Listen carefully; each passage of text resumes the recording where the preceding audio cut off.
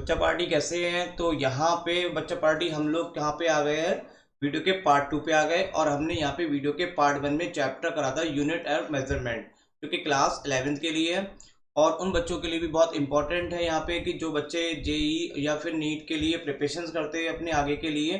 तो मैं यहाँ पे उनको इस वीडियो में चैप्टर 11 के साथ साथ मैं यहाँ पे इसके चैप्टर के खत्म होने के बाद मैं इसके जेई और नीट के क्वेश्चंस को भी आप लोगों को सॉल्व कराऊंगा, उस पर मॉक उस पर टेस्ट पेपर भी दूंगा। तो आपकी यहाँ पे जो है 11th के साथ साथ जी जेई और नीट की प्रिपरेशन भी आपके साथ साथ चलती रहेंगी। तो चलिए हम वीडियो को आगे करते हैं कंटिन्यू। और यहाँ पे हम करेंगे आगे का पार्ट। सबसे आगे का जो पार्ट है, हमारा टॉपिक है वो मेजरमेंट ऑफ लेंथ है। अब देखिए मेजरमेंट ऑफ लेंथ क्या होता है, तो उसको समझने के लिए हम यहाँ पे कुछ चीज़ें ले लेते हैं। तो देखा होगा ये आपका क्या है, एक मीटर स्केल है। मीटर स्केल क्या होता है, आपने देखा है कि किसी चीज़ को नापने के लिए क्या होता है कि जैसे कारपेंटर आते हैं तो ये उनके पास आपको मिल जाएगा इस टाइप का। तो ये मीटर स्केल कहाँ से कहाँ तक की रीडिंग मेजर करता है, तो आप देखेंगे यहाँ पे 10⁻³ 10⁻³ का मतलब हो गया 1/1000, यानी कि 0.001 तक की ये रीडिंग को क्या कर सकता है, मिनिमम मेजर कर सकता है। और मैक्सिमम ये कितनी कर सकता है, 10⁻² मतलब 100 मीटर तक। यानी कि यहाँ से लेकर 0.001 से लेकर 100 मीटर तक की ये वाला मीटर स्केल क्या कर सकता है, मेजर कर सकता है। और इस टाइप का जो स्केल होता है वो आपको कहाँ मिल सकता है, जो कपड़ों की दुकान होती है तो वहाँ पे ये स्टील के बहुत बड़े बड़े स्केल्स होते हैं, तो उनकी भी लगभग इसी टाइप का मेजरमेंट आपको देखने को मिल जाएगा। सेकंड हम देखते हैं, सेकंड हमारा है वर्नियर कैलिपर। देखिए अब हमें 10⁻³ से अगर छोटा मेजर करना हो तो हमारा ये स्केल काम नहीं करेगा, उसके लिए हमें वर्नियर कैलिपर्स लेना पड़ेगा। आपने देखा होगा ये लेबोरेटरी में इसको एक्सपेरिमेंट करने के लिए आता है। इसके बीच में क्या करते हैं, कोई जिसका मेजरमेंट करना होता है इनको वर्नियर इसके बीच में लगा देते हैं। और यहाँ पे जो स्केल बने होते हैं, देखिए ये स्केल से रीडिंग लेंगे तो इसकी मिनिमम रीडिंग कितनी मेजर कर सकते हैं, वहाँ से हम 10⁻⁴ तक की भी मीटर 10⁻⁴ मीटर तक की रीडिंग को मेजर कर सकते हैं। और अगर हमें इससे भी छोटी मेजरमेंट करनी है तो उसके लिए हम क्या लेंगे, स्क्रू गेज लेंगे। तो देखेंगे यहाँ पे सर्कुलर स्केल बना होता है, तो सर्कुलर स्केल के लिए और जो भी मेजर करना होता है उसको यहाँ पे हम इसको जैसे वायर की हमें थिकनेस वगैरह बतानी है कोई, तो हम इसको यहाँ से भी कंसिडर करेंगे, इसको यहाँ से लगा के और यहाँ पे सर्कुलर स्केल से क्या कर लेंगे, रीडिंग को नोट कर लेंगे। तो ये हमें इससे भी छोटी रीडिंग देगा। तो अब आप देखिए एक बात नोट करेंगे, सबसे छोटी से छोटी रीडिंग नापने का जो हमारे पास जो भी इंस्ट्रूमेंट है वो स्क्रू गेज तो है ही, लेकिन उसमें सबसे छोटी रीडिंग 10⁻⁵ मीटर है। इससे छोटी हम इंस्ट्रूमेंट से मेजर नहीं कर सकते हैं। ऐसे सिमिलर यहाँ पे अगर मैं 10⁻² दे रखी है 100 मीटर, तो ये भी मेजर हम इससे ज़्यादा नहीं कर पा सकते हैं। तो ये एक तरह से क्या हो गई, मेजरमेंट जो लेंथ हम पढ़ रहे हैं ये लेंथ की क्या हो गई, आपकी एक रेंज हो गई। कहाँ से कहाँ तक रेंज होती है, 10⁻⁵ मीटर से 10⁻² मीटर तक। ये ऐसी रेंज है जिसको किसी ना किसी इंस्ट्रूमेंट के द्वारा हम डायरेक्टली मेजर कर लेते हैं। डायरेक्टली का मतलब स्केल से पढ़ा और उसकी रीडिंग को हमने लिख दिया, जो भी रीडिंग इसकी स्केल पर है। तो यहाँ पे जो भी मेजरमेंट है वो किसी न किसी इंस्ट्रूमेंट से किया जा रहा है, इसलिए इस चीज़ को हम क्या बोलते हैं, डायरेक्ट मेथड कहते हैं। तो देखा आपने कि यहाँ पे जो मेजरमेंट ऑफ लेंथ है, अगर हम इंस्ट्रूमेंट से कर रहे हैं तो हमें केवल इतनी रेंज तक का कर पा रहे हैं हम इसका मेजरमेंट। तो ये आपका मेजरमेंट इस टाइप का तो है। अब अगर आपसे हम यहाँ पे आ जाए कि ये सपोज ये अर्थ है, ठीक है, तो बच्चों ये यहाँ पे अर्थ है और ये क्या है, आपका एक मून है। अगर आपको अर्थ से मून की बीच की डिस्टेंस मेजर करने को कहा जाए तो आपके पास कोई स्केल नहीं है, कोई इंस्ट्रूमेंट नहीं है जो यहाँ से यहाँ तक के बीच का आप इसमें अप्लाई कर सके। तो इस केस में अब आप क्या करेंगे कि यहाँ पे जितने भी आपने अभी ये चीज़ ली थी इंस्ट्रूमेंट, तो ये कोई भी इसमें से काम नहीं करेगा, सारे फेल हो जाएंगे। अब ऐसा कोई तरीका नहीं है कि जो इस इंस्ट्रूमेंट के द्वारा हम इसको मेजर कर सके। तो अगर हमें इसकी डिस्टेंस निकालनी है तो बच्चों आप घबराओ नहीं, डिस्टेंस हम फाइंड कर लेंगे, लेकिन इंस्ट्रूमेंट से नहीं करेंगे। अब उसको एक टेक्निक से करेंगे। वो टेक्निक क्या है, उस टेक्निक के लिए हम देखेंगे यहाँ पे एक मेथड होता है जिसे हम बोलते हैं पैरेलैक्स मेथड। बहुत मज़ेदार मेथड है ये आपका पैरेलैक्स मेथड। और इस पैरेलैक्स मेथड को समझने के लिए आपको मेरे साथ क्या करना पड़ेगा, कुछ एक्सरसाइज करनी पड़ेगी। तो चलिए हम कुछ एक्सरसाइज करते हैं तो देखिए बच्चों, ये हमारा क्या है, थंब हो गया। ठीक है, मेरे सामने से इधर है और आपके सामने से कुछ इस टाइप का होगा। अब ये मेरी बिल्कुल आइस के सामने, जैसे कि मैं डायग्राम में दिखा रहा हूँ। अब देखिए ये आइस के सामने है, बिल्कुल जैसा मैं कर रहा हूँ आप मेरे साथ फॉलो करेंगे तो आपको ये पैरेलैक्स मेथड बहुत आसान लगेगा। अब मैं यहाँ से मैंने यहाँ पे लेफ्ट आइस को क्या कर लिया, क्लोज कर लिया। ठीक है, और मैं थंब पे फोकस कर रहा हूँ। उसके बाद मैंने इसको ओपन करा और राइट को, एक को मैंने पहले बंद कर लिया, अब मैं राइट को क्या कर रहा हूँ, बंद कर रहा हूँ। तो देखेंगे ये थोड़ा सा शिफ्ट हो रहा है। अब आप देखिए, एक बार ऐसे और एक बार ऐसे करके देखेंगे तो आपको थंब जो है वो मूव होता हुआ नजर आएगा। आप देखिए करके किस तरह से मूव होगा। पहले अगर ये वाली आइज आपने बंद करी है, लेफ्ट वाली आइज, तो आपका क्या है कि थंब इस समय यहाँ पर है। अब जैसी आइज को चेंज करते हैं, ये ओपन करते हो, ये क्लोज करते हैं, तो इसकी पोजीशन हमें क्या होती है, चेंज होती हुई नजर आ रही है। तो ये आपको ऐसे समझ में नहीं आएगा। आप, मैंने अभी जैसा करा है कि थंब को आप रखिए या थंब को ना रखे, पेन ले लीजिए। इस पेन को एक बार इस साइड से देखिए और एक इस साइड से देखिए, तो देखेंगे इसकी पेन की पोजीशन में क्या होगा, कुछ चेंजिंग नजर आ रही है। तो ये चेंज जो नजर आता है, इस चेंज को हम क्या बोलते हैं, पैरेलैक्स कहते हैं। तो यानी कि क्या है, अब जैसे मैंने थंब लिया है तो मैंने थंब के हिसाब से लिख देता हूँ। The position of the thumb seems to be change on closing right eyes और क्लोजिंग लेफ्ट आइज। या हम जब कोई भी क्लोज आइज करते हैं तो हमें इसकी पोजीशन चेंज होती हुई नजर आती है। इस चीज को हम क्या कहते हैं, पैरेलैक्स कहते हैं। ये आपका क्या हो गया, पैरेलैक्स हो गया। पेन की पोजीशन आइज से चेंज होना, दिस इज कॉल्ड पैरेलैक्स। और दूसरी बात, जहां से हम देख रहे हैं, अब देख कहां से रहे, एक इस आइज से देख रहे हैं और एक इस आइज से देख रहे हैं। तो जिस आइज से हम देख रहे हैं उनकी जो बीच की डिस्टेंस है, यानी कि इन दोनों आइज की जो बीच की डिस्टेंस है ना, वो आपकी क्या कहलाती है, बेसिस कहलाती है। बेसिस क्या हो गई, the distance between the two point of observation. इस थंब को हमने एक बार इस आइज से देखा और एक बार हमने इस आइज से देखा, तो इनकी बीच की जो भी डिस्टेंस होगी वो क्या कहलाएगी, बेसिस।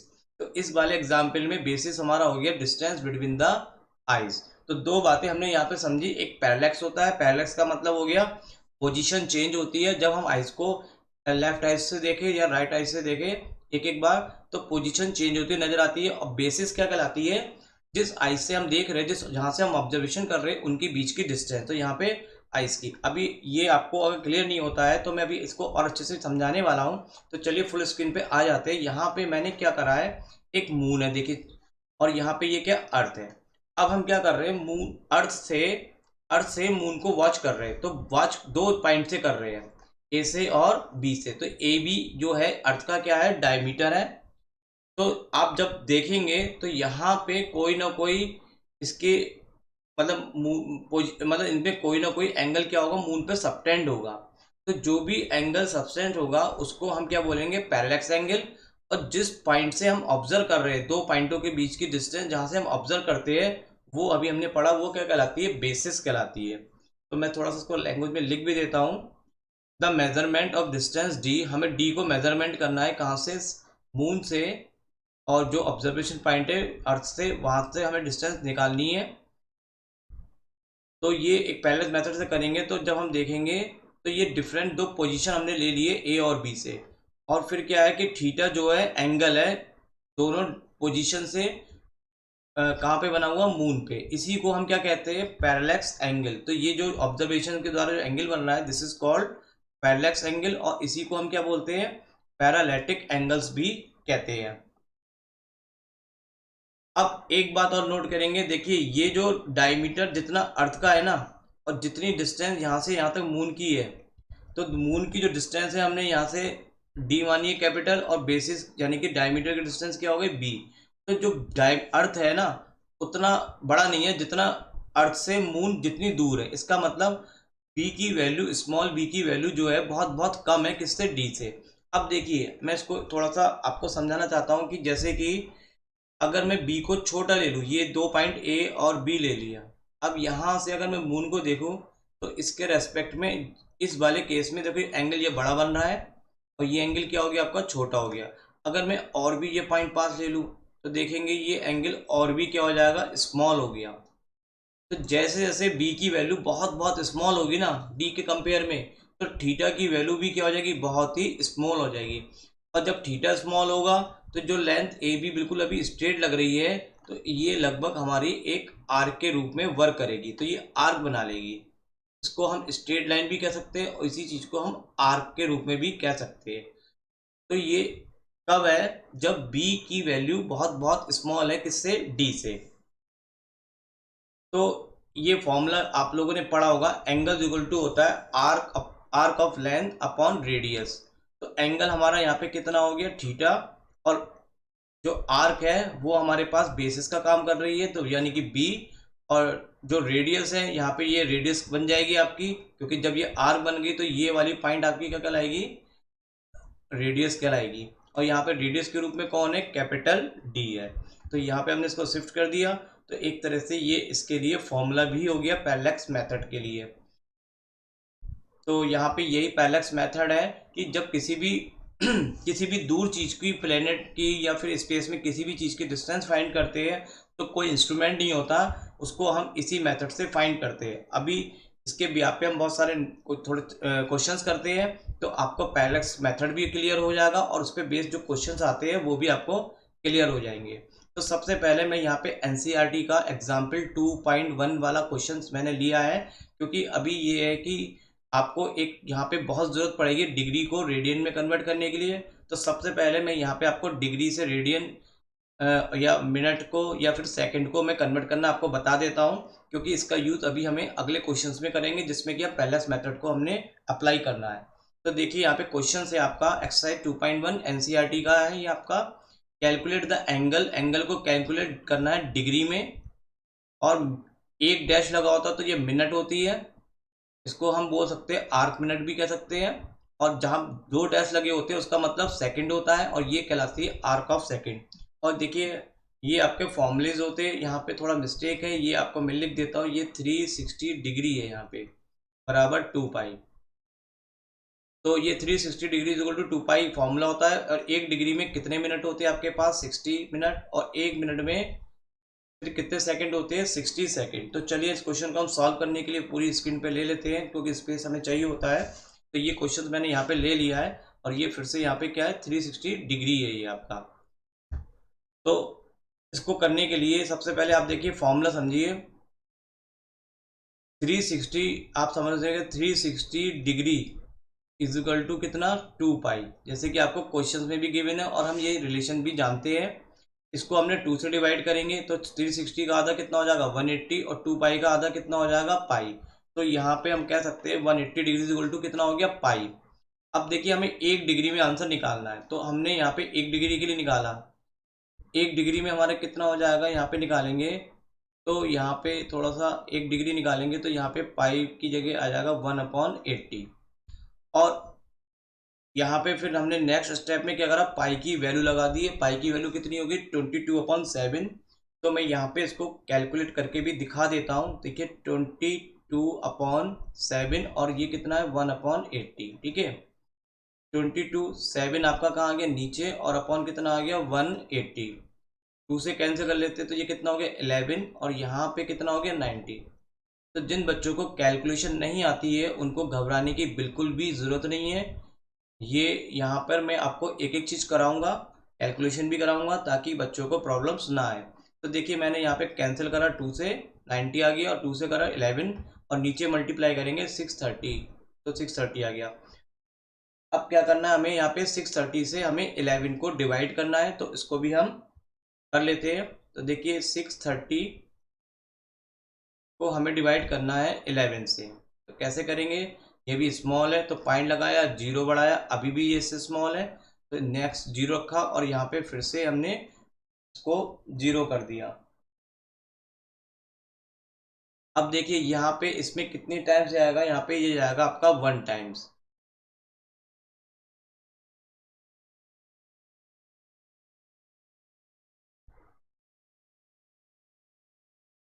तो यहाँ पे कितना जाएगा? यहाँ पे 1 टाइम, और इसमें कितना हो गया आपका? 630।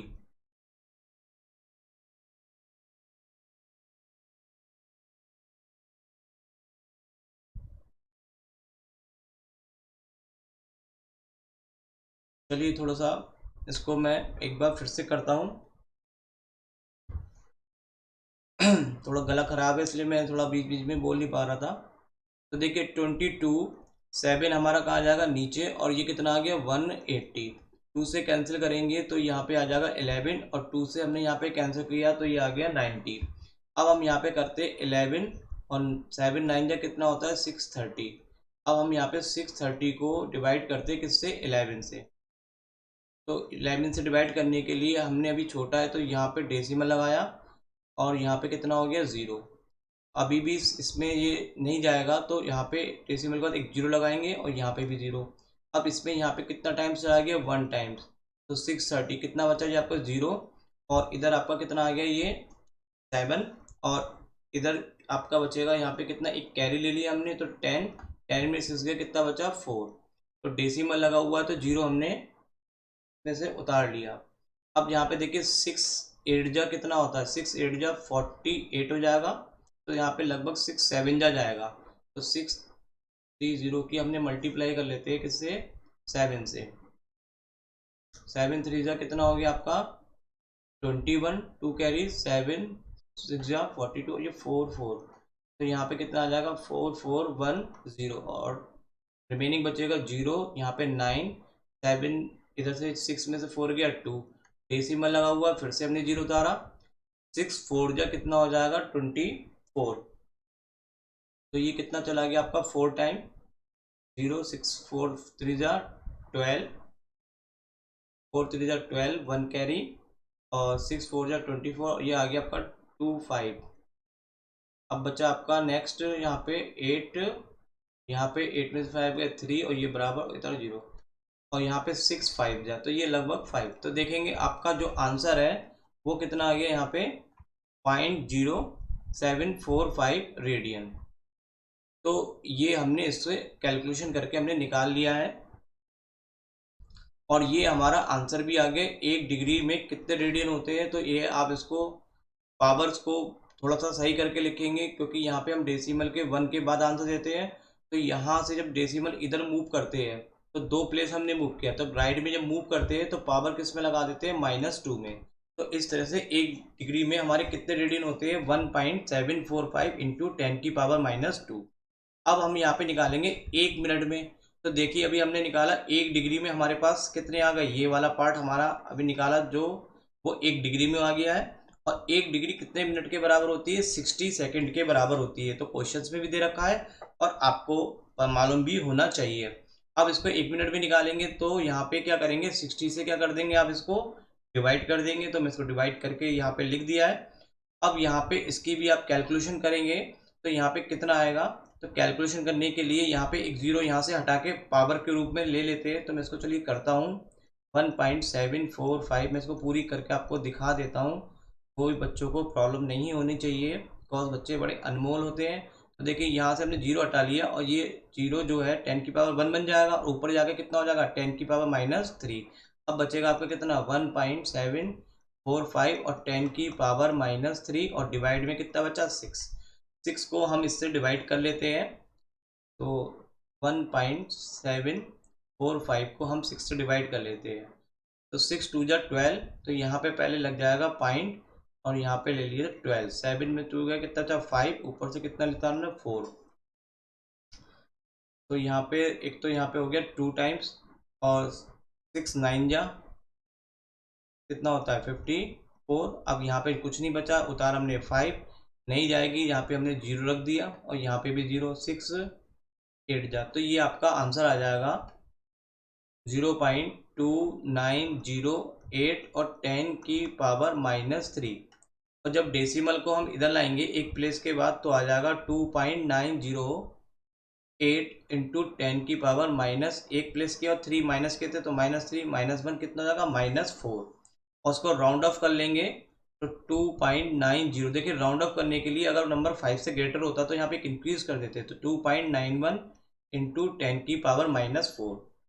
तो हमने इसकी कैलकुलेशन कर ली है। तो ये कैलकुलेशन आपकी आ गई है 2.91 इंटू 10 की पावर -4 रेडियन। तो ये आप इसको डायरेक्टली याद भी करेंगे क्योंकि अभी हम आगे क्वेश्चंस करेंगे तो उसकी ज़रूरत पड़ेगी हमें इसके। तो ये भी आपको याद करना 1 डिग्री में कितने रेडियन होते हैं और 1 मिनट में कितने रेडियन होते हैं। अभी देखिए एक पार्ट और बचा है कि हमें 1 सेकेंड में निकालना है, तो इसको भी समझ लेते हैं। तो हमने देखिए 1 मिनट में कितने रेडियन होते हैं ये हमने फाइंड कर लिया है, तो मैंने लिख दिया वही चीज़।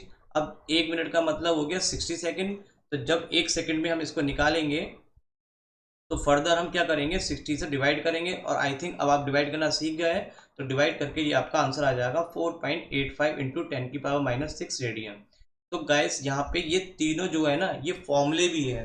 अब क्योंकि आप जैसे कंपटीशन की तैयारी करते हैं तो कंपटीशंस में हमें डायरेक्टली वहाँ पे सॉल्व करने को आता है, तो आपको अगर ये याद होगा कि 1 डिग्री में कितना होता है 1.745 इंटू 10⁻⁻2 रेडियन, तो वहाँ पे डायरेक्ट अप्लाई कर लेंगे, आपको इतना लंबा टाइम वेस्ट नहीं करना पड़ेगा निकालने के लिए। इसी तरह से आपको 1 मिनट में भी याद करना है और 1 सेकेंड में भी आपको याद होनी चाहिए कि कितने कितने रेडियन होते हैं। तो चलिए ये तो एक समझाने के लिए क्वेश्चन दिया गया था। अब हम आ जाते हैं नेक्स्ट क्वेश्चन पे। तो नेक्स्ट क्वेश्चन जो है वो एनसीईआरटी का 2.3 क्वेश्चन करेंगे, जो हमारा पैरेलक्स मेथड पे बेस्ड है, और इसको हम करने से बहुत अच्छे से पैरेलक्स मेथड को भी समझ जाएंगे। तो इसके लिए मैं पहले फुल स्क्रीन पे ले लेता हूँ इस क्वेश्चन को। तो यही क्वेश्चंस मैंने फुल स्क्रीन पे ले लिया है। तो देखिए क्वेश्चंस पढ़ते, क्वेश्चंस क्या है, बहुत आसान क्वेश्चंस होते हैं। सच्ची मानना फिजिक्स में न्यूमेरिकल जितना बच्चे घबराते हैं ना, मेरे हिसाब से न्यूमेरिकल्स बहुत आसान होते हैं। बस क्या है ना कि थ्योरी अच्छे से क्लियर होनी चाहिए। थ्योरी अच्छे से क्लियर होने से क्या होता है कि मतलब बेसिक चीज़ें बहुत अच्छे से समझ में आने के बाद न्यूमेरिकल्स में कुछ भी नहीं है। अब देखिए यहाँ पे क्या है, the moon is observe from two diametrically opposite point A and B on earth, मतलब अर्थ से देखा जा रहा है। द एंगल कितना बनना है subtended moon by the two direction से बनना है 1 डिग्री 54 मिनट का, given the diameter of the earth about इतने मीटर, कंप्यूट द डिस्टेंस। देखिए आपने क्वेश्चन पढ़ा, मैंने भी पढ़ा, आपको भी समझ में नहीं आया, मुझे भी समझ में नहीं आया, क्योंकि अभी हमने सिर्फ पढ़ा है, समझा कुछ नहीं है। अब हम इस क्वेश्चन को एक एक करके समझते हैं। तो मैं आपको डायग्राम से समझाता हूँ। देखिए एक मून है, तो चलिए मून बना लेते हैं पहले हम। तो ये हमारा मून हो गया, इसको हमने ऑब्जर्व करा, ऑब्जर्व का मतलब देखा, कहाँ से देखा, two diametrically opposite point A B on earth. अब देखिए अर्थ भी बना लेते हैं, ये अर्थ हो गई। अर्थ का डायमेट्रिकली का मतलब हो गया डायमीटर, तो देखिए डायमीटर ले लिया। डायमीटर पे दो अपोजिट पॉइंट कौन से हो गए, ए और बी, तो डायमीटर का एक अपोजिट पॉइंट ये है और एक ये है, तो उसका हमने नाम भी रख लेते ए और बी। अब जब हम यहाँ से, अभी हमने पढ़ा था, जब हम जैसे हमने थंब को अपनी दो आईज से देखा था अलग अलग, तो हमने देखा कि उसमें एक एंगल उस पर क्रिएट हो जाता है। तो जब हम इसको यहाँ से देखेंगे, देखिए, और इधर बी पॉइंट से इसको देखेंगे, तो मून पे यहाँ पे एक एंगल बन जाएगा जिसको पैरेलक्स एंगल भी कहेंगे। तो कुछ इस टाइप का आपका डायग्राम यहाँ पे बन जाएगा जब इसको दो डायरेक्शन से क्या करेंगे, हम अब्जॉर्व करेंगे। तो यहाँ पे थीटा क्या है, subtend at the moon by the two direction observation. तो दो डायरेक्शन से जो हमने ऑब्जर्व किया है वो थीटा एंगल यहाँ पे बना हुआ है। और इस थीटा की वैल्यू भी आपको क्वेश्चन में कितनी दे रखी है, 1 डिग्री 54 मिनट, तो ये वैल्यू भी दे रखी है। और साथ के साथ दे रखा है given the diameter of the earth. देखिए डायमीटर ऑफ द जो अर्थ है वो भी दे रखा है। अब आपने पैरेलल मेथड पढ़ लिए, जहां से हम ऑब्जर्व करते हैं जिन पॉइंटों से, उनके बीच की डिस्टेंस को हम क्या कहते हैं, बेसिस कहते हैं, और इसको किससे लिखेंगे हम, बी से।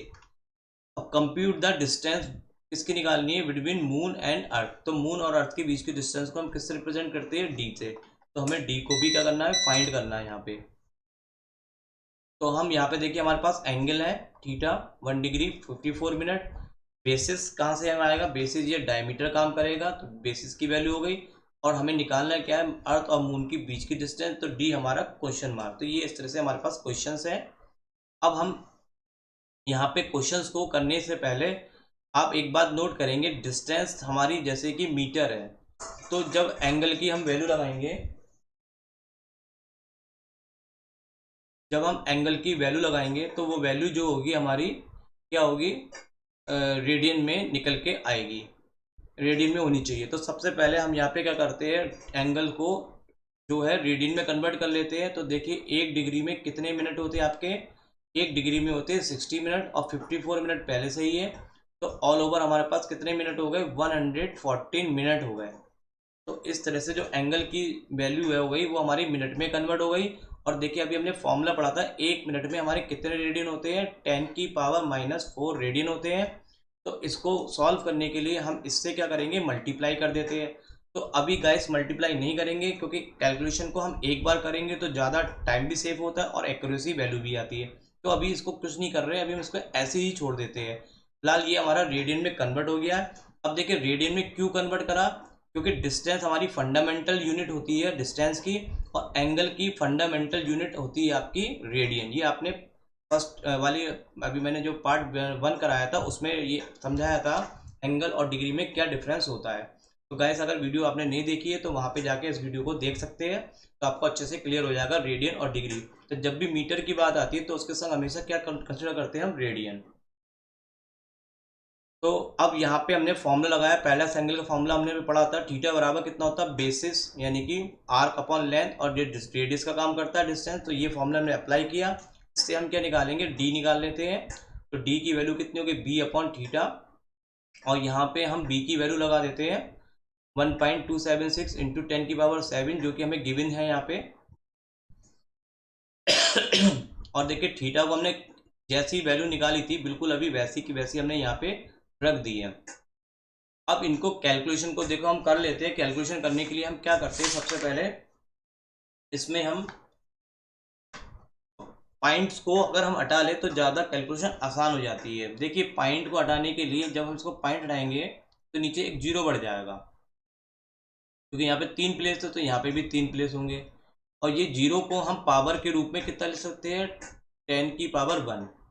तो ये 10⁻1, इससे क्या हो जाएगी, कैलकुलेशन हो जाएगी, तो बचेगा 10⁻³ ये -3 ऊपर चला जाएगा तो बन जाएगा 10⁻10। तो फाइनली जो हमारे पास बिना डेसिमल की कैलकुलेशन है वो आ जाएगी।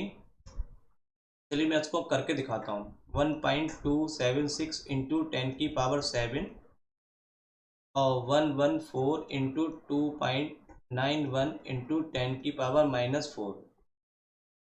हमने डेसिमल से डेसिमल हटाया, तो यहाँ पे 3 प्लेस है, यहाँ पे 2 प्लेस है, तो यहाँ पे हमें एक 10 बढ़ाना पड़ेगा। अब यहाँ पे क्या हो गया आपका 1276, और नीचे कितना हो गया 114 इंटू 291, और यहाँ से एक पावर कैंसिल होगी तो -3 ऊपर जाएगी, तो ये पावर बन जाएगी 10⁻10। अब इसको हम थोड़ा सॉल्व कर लेते हैं। तो ये आई थिंक अब आप इसको सॉल्व कर ही लेंगे, और पावर्स के रूप में मैंने लिख दिया है, तो अब ये शायद कर लेंगे, कोई दिक्कत नहीं आएगी। तो मैं इसका आंसर फिलहाल लिख देता हूँ यहाँ पर डायरेक्टली। तो ये डी की वैल्यू हो गई हमारे पास 3.84 इंटू 10⁸ मीटर, और ये आपका क्या हो गया, आंसर आ गया, जो कि आपको फाइंड करना था। इसी के ब्याप पे एक क्वेश्चन और है 2.4, ये एनसीईआरटी का नेक्स्ट क्वेश्चन है। इसमें क्या कहा जा रहा है आपसे, sun angular diameter is measure to be 1920 second, double sign लगाया तो उसको सेकंड पढ़ेंगे। The distance D of the sun from the earth दे रखी है और पूछ रहा है डायमीटर, तो इसको भी हम डायग्राम से बना के समझेंगे, बहुत अच्छे से समझ में आएगा। तो देखिए पहले एक सन बना लेते हैं। ये हमारे पास क्या हो गया, एक सन हो गया। एंगुलर डायमीटर का मतलब हो गया कि यहाँ से इसका जो डायमीटर से एंगल बन रहा है किस पे, अर्थ पे। अब अपोजिट साइड से हम इसका बिल्कुल पहले इसका क्या हो गया, अपोजिट हो गया। पहले नीचे से ऊपर देख रहे थे, समझ लियो ऊपर से नीचे की तरफ एंगल क्रिएट हो रहा है, तो इस तरह से यहाँ पे ये एंगल बन रहा है। तो यहाँ पे ये चीज आपको देखिए क्या निकालना है, इसमें निकालना क्या है, डिस्टेंस आपको दे रखी है, सन की और अर्थ के बीच की आपको डिस्टेंस दे रखी है। अब पूछा जा रहा है what is the diameter of the sun. Diameter of sun का मतलब ये हो गया बेसिस पूछा जा रहा है आपका। तो ये डायमीटर का मतलब है बेसिस, और एंगल की वैल्यू आपको दे रखी है 1920 सेकेंड। तो देखिए इसको लिख लेते हैं। तो हमारे पास एंगल है और सन और अर्थ के बीच की डिस्टेंस है, और पूछ क्या रहा है, बेसिस यानी कि डायमीटर को जिस पॉइंट से हम ऑब्जर्व करते हैं ना उसके बीच की डिस्टेंस को हम क्या कहते हैं, बेसिस कहते हैं। इसको किससे लिखते हैं, बी से। फॉर्मूला देखिए आप जानते ही है। उससे पहले देखिए यहाँ पे मीटर में है तो इसको भी यहाँ पे रेडियन बदल देते हैं। और एक सेकंड में कितने रेडियन होते हैं, 4.85 इंटू 10⁻⁻6 रेडियन। तो यहाँ पे इसको मल्टीप्लाई कर लेंगे, लेकिन अभी मल्टीप्लाई नहीं करेंगे, हम लास्ट में एक ही टाइम बार कैलकुलेशन करेंगे।